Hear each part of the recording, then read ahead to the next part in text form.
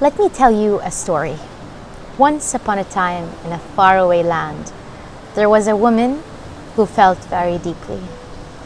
And she fell in love with a man.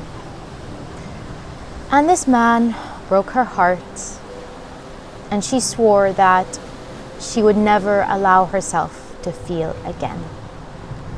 Now, this is a story of many women today. Something happens at some point in their story, their own personal journey. And because of this very intense moment, they shut down and decide to not feel anymore because it's just too difficult to feel. But this is a very, very, very dangerous thing, even though it is very much encouraged in the very rational mental world we live today, a world that does not encourage us to feel. But feeling is being alive. And what this woman has forgotten or missed is that the reason she shut down was not because she felt intensely in that moment. The reason she shut down is because she did not know how to process her emotions in that moment. Because had she had the toolkits to process that deep sadness and grief and sense of abandonment that she felt, she would have been able to integrate the process and not hold on to it for the future, and not hold on to it as an experience that defines all men and all women and all love and all heartbreak. And so attaching to these stories becomes a form of trauma to our heart. And we've all been there, where something happened and we just shut. So the story of this woman is the story of every woman. But this is because we have not been initiated, not been trained, not been taught what an emotion is. And one of the main things about emotions that, if we knew, would change our entire life's journey and encounter with the world, which is simply that emotions happen in waves. They come and they go. Even though when they come, they're so intense, sometimes you feel like you are gonna die because of the intensity of that grief or that sadness or that anger. And we as women have said yes on a soul level to being vessels of these deep emotions. That's why often men make fun of us for being emotional and them being more rational. It's because we are these vessels of emotion. But we have not been taught to channel, to hold, to move, to integrate, to accept, to welcome all these emotions. So the story of this woman would have been so different if somebody had simply told her that this emotion will pass.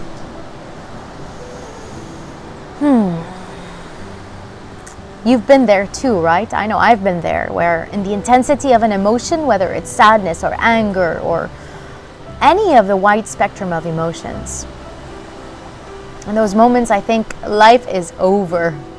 I think, how did I even survive to this point?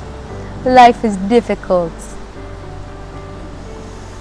But emotions are important. If you deny yourself feeling sadness, you also deny yourself feeling joy. And if you deny yourself feeling sadness and joy, you deny yourself the most important ingredient of life, which is passion. Without passion, life is tasteless, it's colorless, it's joyless, it's sadless, it's just less. Wordplay. And that's what really differentiates us from AI, artificial intelligence. And it is what they are bringing more of in the world, these machines that can pretty much do everything. And they can even pretend to feel, but they don't feel. Because you have to have a heart to feel. And many have said that the heart is the seat of the soul. So if you are closing yourself to feeling emotions, you are closing yourself to your soul. And that is a tragic event. It is the most tragic event you will ever experience.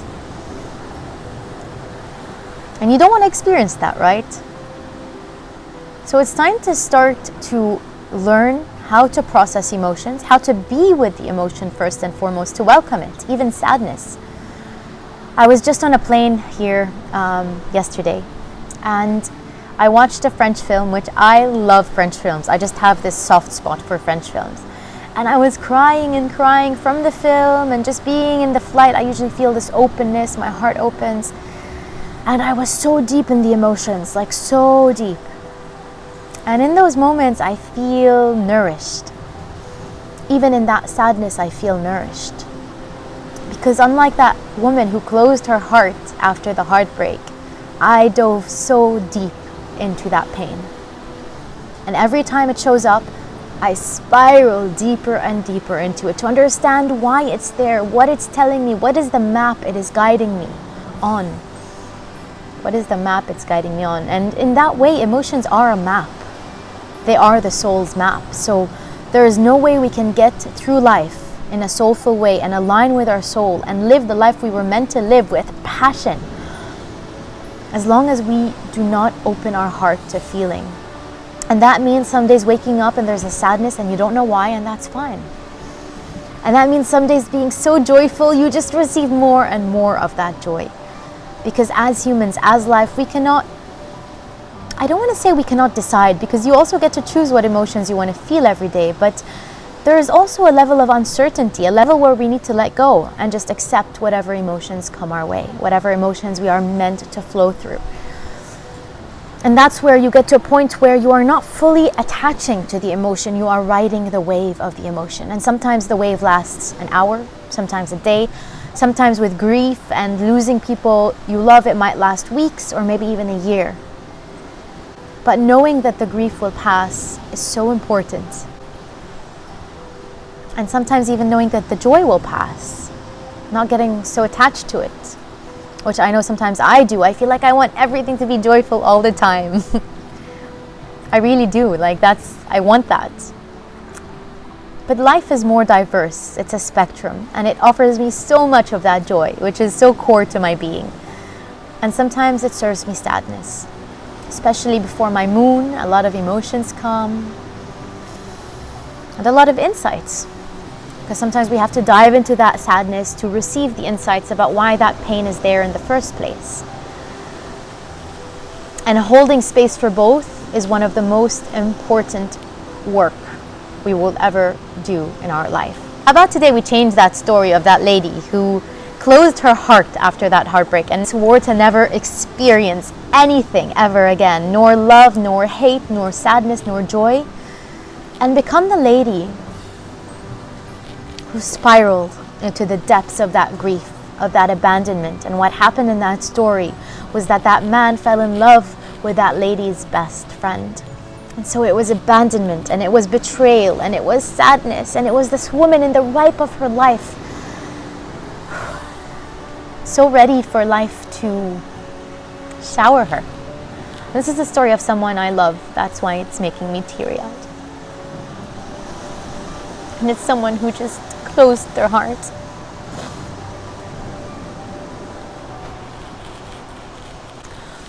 And I don't want you to close your heart. I want you to remember that the emotions are always there to serve you, and that they will pass. And even this emotion is welcome, isn't it?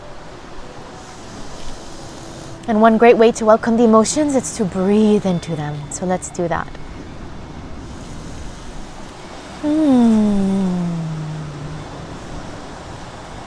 And that is where you are able to receive at your core the gifts of what life has to offer. That's enough for today. This is Madiha reporting love from the Maldives, and I hope to see you again very soon. And if you haven't already subscribed to my channel, of course, just click below so that we can be connected, and I can share with you all these beautiful journeys and insights that happen inside me along the path.